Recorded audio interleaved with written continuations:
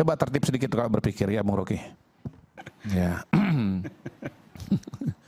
Ya itu nggak tertib Anda itu. Saya membiarkan Anda bicara, saya belum selesai, Anda udah bicara. Dalam hukum tata negara. Ya nggak apa-apa, nanti aja, nanti ada jawabnya nanti. Setelah saya bicara baru Anda jawab.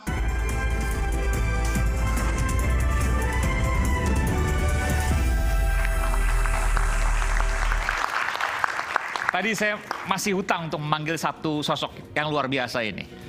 Kalau dikatakan oleh Pak Prabowo, podcast orang pintar bicara soal keretakan Jokowi Prabowo. Siapa lagi kalau bukan Bung Rocky Gerung? Karena yang seingat saya, koreksi kalau saya Bung Rocky ya, kalau saya salah. Yang pada waktu itu bicara soal keretakan podcast hanya Tempo bersama Anda waktu itu Bung Rocky Gerung. Anda merasa bahwa Pak Prabowo menyampaikan itu pada Anda? Saya mau undang sekalian Bung Rocky.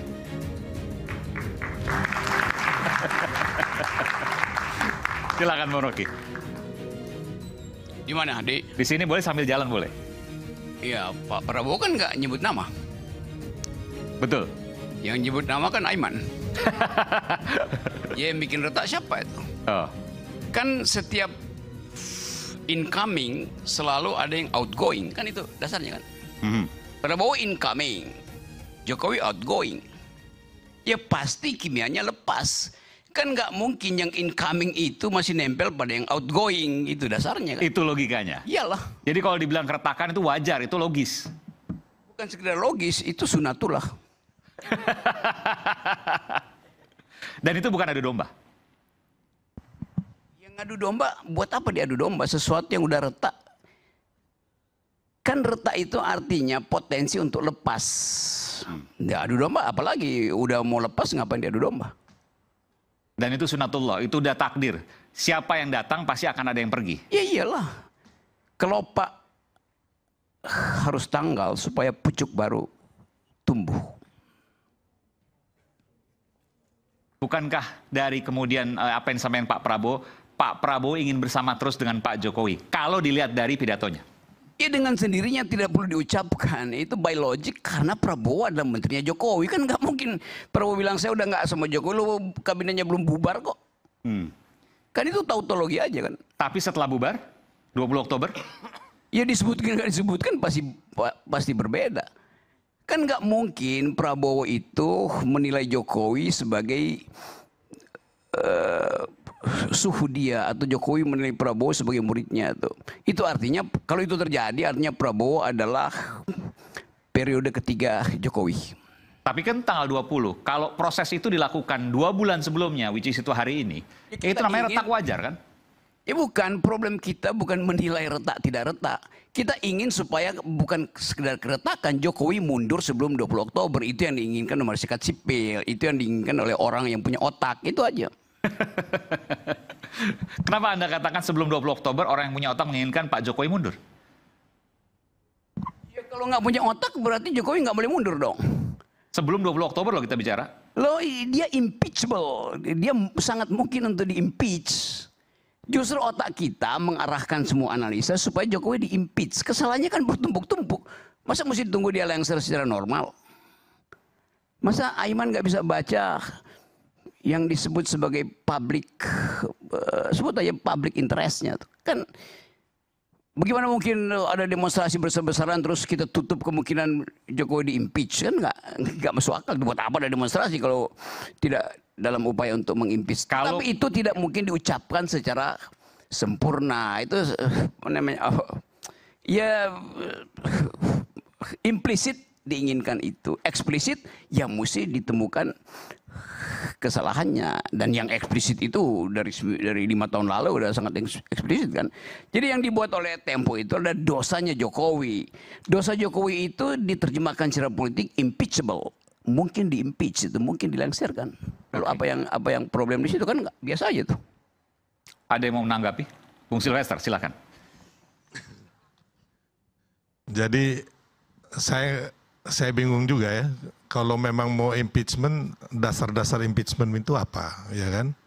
Kesalahan Pak Jokowi ini kan sampai saat ini kan mereka nggak bisa identifikasi dan juga teman-teman di DPR juga nggak bisa identifikasi. Jadi salah Pak Jokowi tidak bisa diidentifikasi. Iya, dan itu menurut saya jauh ya. Pak Jokowi pasti akan selesai dengan kepala tegak. Tanggal 20 Oktober. Tanggal 20 Oktober. Itu aja. Saya tambahin ya. Jadi Bung Rocky ini nggak ngerti hukum tata negara sama sekali dia. Karena dia bilang bahwa presiden harus turun sekarang. Padahal presiden itu cirinya ya setelah reformasi dan amandemen konstitusi, posisinya itu makin kuat. Karena dia fixed term selama 5 tahun. Memang dia bisa di-impeach, tapi ada syarat-syaratnya. Nah sekarang syaratnya apa? Syaratnya Pertama, itu dalam hukum tata negara apa hukum ya, tata rakyat? belum selesai. Saya tadi mendengarkan Anda. Coba tertib sedikit kalau berpikir ya Bung Rocky. Ya. Ya itu nggak tertib Anda itu. Saya membiarkan Anda bicara. Saya belum selesai. Anda udah bicara. Dalam hukum tata negara. Ya nggak apa-apa. Nanti ada jawabnya nanti. Setelah saya bicara baru Anda jawab. Bukan soal tidak tertib. Setelah saya bicara baru Anda jawab. Saya membiarkan Anda bicara. Baru saya jawab. Setuju? Oke? Oke. Ya. Syarat impeachment itu ada proses-prosesnya. Sekarang prosesnya pertama nggak ada satupun indikasi. Nanti abang jelaskan ya. Di DPR, di Mahkamah Konstitusi nggak ada itu. Lagian ngapain di impeach? Proses berapa lama? Bulan Oktober Pak Jokowi udah turun sendiri. Sesat pikir betul-betul sesat pikir. Mimpi di siang bolong itu. Nggak ada kesalahan Pak Jokowi pada hari ini yang bisa dibawa kepada Mahkamah Konstitusi. Dan proses hukumnya pun di DPR juga atau di MPR juga belum berjalan sama sekali. Nggak ada sama sekali. Nah partai politik pada hari ini dari berapa? 9 yang ada di Senayan sana. Mayoritas itu namanya Koalisi Indonesia Maju. Jumlahnya sekitar 80% dari total kekuatan partai politik yang ada di DPR. Belum. Saya membiarkan Anda, saya nggak memotong Anda berbicara sama sekali. Jadi pada titik itu Bung Rocky bukan cuma nggak ngerti sistem politik Indonesia, dia juga nggak ngerti matematika. Matematika yang paling dasar Bu Macica. Bahwa anggota DPR itu jumlahnya sekian-sekian, lalu kemudian ada partai politik, dan partai politik yang mendukung Pak Jokowi itu ada berapa. Itu. Jadi ini namanya mimpi di siang bolong. Sangat mengkhawatirkan kalau seorang seperti Bung Rocky Gerung mengatakan hal-hal yang tidak punya dasar. Makanya ketika dia mengatakan Jokowi dengan Prabowo itu retak, maka langsung dibantah oleh Pak Prabowo. Apa retak-retakan? Tidak ada retak. Kompak antara Jokowi dengan Prabowo. Dan orang itu sok tahu pikiran saya, seolah-olah dia lebih tahu pikiran saya daripada saya sendiri. Nah itu dia. Terima kasih. Cukup. Silakan Bung Rocky. Anti Prof. Ini orang nggak ngerti bahasa Inggris. Jauh Padahal lagi. di sekolah di Inggris. Saya ucapkan impeachable, bukan impeachment. Itu aja udah ngaco. Nangkap nggak bedanya antara impeachment dan impeachable? Tunggu saya tanya dulu, you nangkap nggak? Ya kalau nangkap artinya you salah kan. Saya ucapkan impeachable, bukan impeachment. Dan itu ada di dalam Undang-Undang Dasar. Dimungkinkan untuk di-impeach. Itu namanya impeachable. Soal impeachment itu materialisasi. Jadi kalau urusan bahasa Inggris saya nggak ngerti, bagaimana saya mau terangkan lebih lanjut? Silakan Prof. Saya kira gini ya. Ya proses mengimpeach presiden itu. Impeachable katanya, bukan impeachment ya. Kalau impeachable itu setelah itu mau jadi apa? Iya kan? Kalau mengatakan impeachable Bisa di-impeach. bisa diimpeach, setelah itu mau bikin apa? Apa berhenti di situ? Nah, setelah itu apa berhenti di situ atau gimana? Ini kan seolah-olah mau didorong nih. Sebagaimana teriakan-teriakan massa di luar, ya sekali mau turunkan Jokowi segala macam. Turunkan dengan cara apa? Mau didorong oleh Mau massa didorong. untuk turunkan untuk Jokowi. Ini proses impeachment itu ya panjang. DPR harus bikin, DPR harus bikin panitia impeachment segala macam. Ada usulan, kemudian dibahas segala macam. Ini nggak selesai ini urusan kayak gini. Saya kira yang lebih rasional lagi. Bagaimana kita menghadapi pilkada aja lah. Ya nggak usah bicara yang terlalu jauh dan tidak masuk di akal. Jadi Rocky kadang-kadang kalau kita perhatikan nggak masuk di akal juga dia.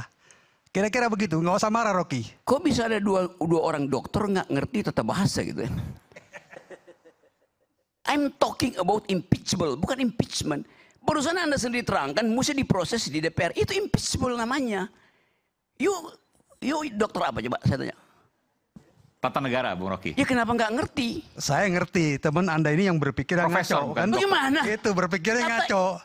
Enggak, setelah Anda katakan itu kemudian mau bikin apa? Ya itu bikin apa? Itu namanya impeachable. Dimungkinkan untuk diimpeach. Soal dinyatakan itu urusan PDIP, urusan partai-partai. Tetapi normativity dari hukum itu mengatakan it is impeachable. Ya, Nah kan enggak? ini kan mengawang-awang namanya Rocky. Betul. Kok mengawang-awang?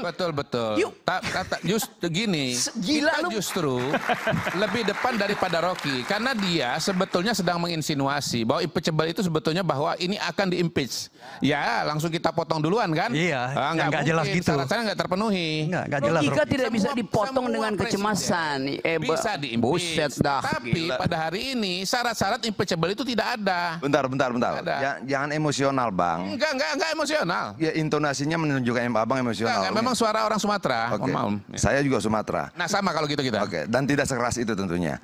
Oke, gini. Ada hukum tata negara, tapi di sisi lain juga ada hukum sejarah. Berapa sih jumlah presiden Indonesia sejak kita merdeka? Berapa? Coba hitung satu-satu. Oke, berapa yang ditumbangkan di tengah jalan? Dalam persentase berapa persen?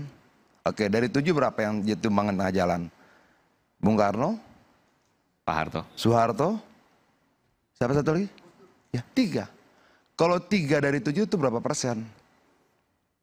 Artinya dari angka-angka itu mungkin nggak terjadi. Mungkin. Kata Bang Kodari, ini tinggal 3 bulan lagi. Oh, sejarah selalu bercerita berbeda dan apa yang kita tuliskan dalam kepala kita.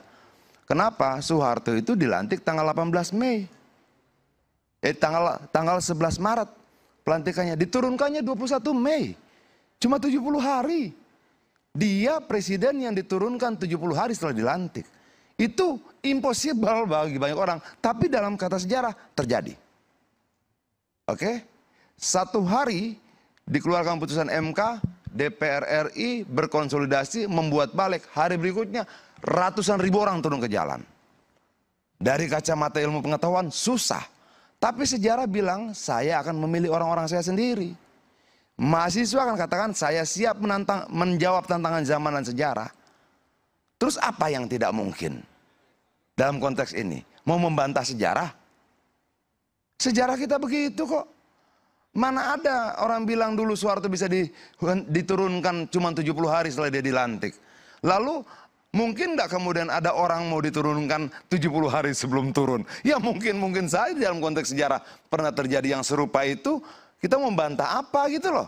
Ya cuman mekanismenya melalui apa itu? Kenapa? Kalau Bung Andrian, bentar. mekanisme melalui Impeachment apa? dan impeachable tadi kan 2 hal yang berbeda. Artinya bahwa itu mungkin dijatuhkan, mungkin. Mekanismenya impeachment. Oke. Enggak ada. Oke, sekarang saya mau nanya, siapa yang bisa pernah menjawab jalannya sejarah dengan baik? Siapa yang bisa menebak jalannya sejarah? Tadi Bung Adian ya. Enggak. Bung Adian dia pakai angka ya. Sebentar. Dan berapa? 7 presiden Abang. kita. Sisanya menyelesaikan masa jabatannya dengan baik. Abang. Kenapa Anda melihat yang 3? Kenapa nggak lihat yang 4? Abang. Buat saya peristiwa yang terjadi sekarang ini arahnya selesai sesuai dengan yang dijadwalkan. Abang tadi boleh dong, Bos. Bentar. Abang tadi begitu bijaksananya meminta waktu dari Rocky Gerung menyelesaikan bicara. Kenapa tiba-tiba abang merampas hak saya? Silakan. Namanya coba-coba. Oh, coba-coba. Bukan. Gini. Menurut saya hati-hati kalau terlalu dekat dan kekuasaan yang seringkali kita lihat dalam banyak hal bertingkah semena-mena. Abang bisa ketularan loh, Bang. Abang bisa ketularan. Semena-mena mengambil hak saya untuk bicara. Mungkin awalnya coba-coba. Seperti yang lain juga pernah coba-coba merubah undang-undang. Kita kan saling celetukan aja tadi. Silakan. Celetuk pendek, Bang, tidak panjang. Ini pendek ini. Oke. Nah, jadi menurut saya begitu. Sudahlah. Mau 3, mau 4. Kenapa lihat yang 3? Kenapa tidak lihat yang 4? Ini kan debat apa gitu loh. Tapi yang saya sampaikan bahwa pernah terjadi. Pernah. Berkali-kali. 7 presiden, 3 tumbang tengah jalan. Apa yang mau kita bantah dari situ? Nggak ada. Apakah setiap proses penumbangan itu selalu ada kalkulasi-kalkulasi sebelumnya? Nggak banyak. Nggak banyak kok.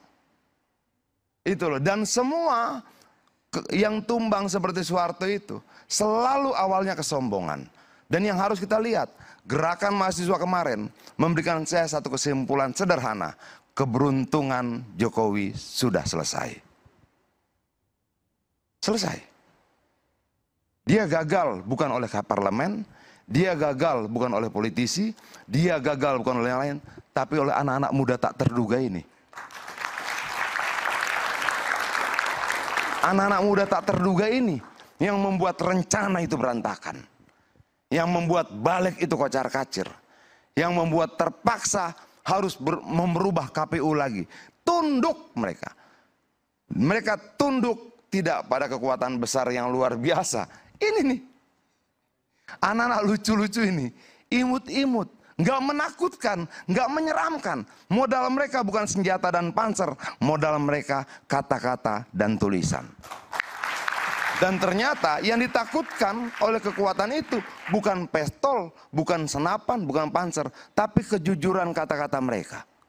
Itu yang ditakutkan. Dan itu mereka buktikan dan luar biasa kemarin. Saya koreksi sedikit ya. Iya Bang.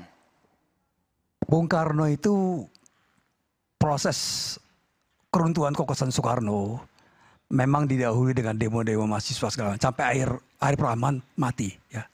Tetapi proses kenegaraan yang menentukan dia. Dia ditolak pidatonya, makanya dicabut kekuasaannya. Kemudian Gus Dur ya, dia bubarkan DPR, dia bikin maklumat segala macam. Kemudian diberhentikan oleh MPR. Ini ada mekanismenya. Kalau Pak Harto memang ya, Pak Harto memang ini akumulasi krisis ekonomi, meninggalnya tertembak 4 orang mahasiswa, Trisakti. Itu yang real cuma 1. 2 ini melalui mekanisme kenegaraan walaupun didahului dengan demo-demo. Dan saya kira saya punya keyakinan Pak Jokowi selesai tanggal 20 secara husnul khotimah kira-kira. Husnul Khotimah tanggal 20. Abang, mana mekanisme ketatanegaraannya untuk kasus Bung Karno? Mana mekanisme ketatanegaraannya untuk kasus Gus Dur? Mana mekanisme ketatanegaraan untuk kasus Soeharto? Nggak ada. Itu ekstra konstitusional. Tidak ada mekanisme ketatanegaraan. Ada kekuatan massa bergerak, ada sebuah peristiwa, lalu kemudian kekuatan tentara bergerak, turun. Bahwa kemudian ada proses persidangan berikutnya, tidak ada. Tidak ada mekanisme ketatanegaraan yang diikuti dengan baik dan benar untuk peristiwa jatuhnya Soekarno.